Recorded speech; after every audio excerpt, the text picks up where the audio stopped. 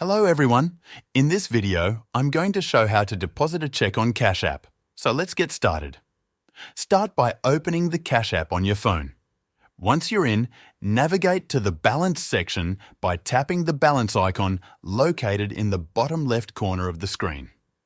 From there, look for the option labelled Recurring Deposits.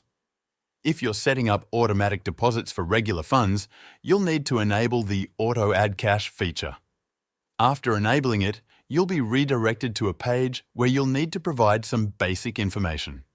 At this stage, you can set the frequency for your recurring deposits. Options typically include weekly, bi-weekly, or monthly.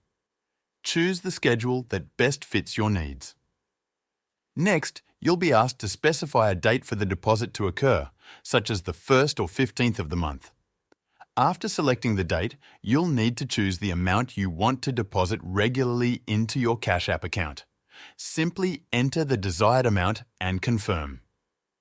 During this setup, you might be prompted to add a debit card or a linked bank account if one isn't already connected to your Cash App. If you don't have one at the moment, you can usually skip this step and proceed.